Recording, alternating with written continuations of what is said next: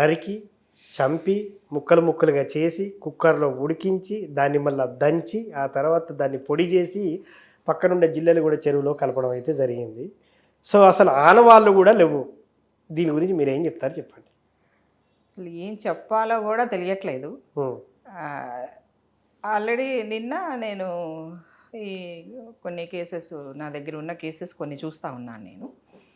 నిన్న నాకు ఒక ఎక్స్పీరియన్స్ చేశాను, ఒకదాన్ని ఎక్స్పీరియన్స్ చేశాను. ఏంటి అంటే నా దగ్గరకున్న ఒక అమ్మాయి, నేమ్స్ అయితే నేను చెప్పనండి, నా దగ్గర ఉన్న కేసెస్ నేను చెప్తూ ఇది కూడా చెప్తాను.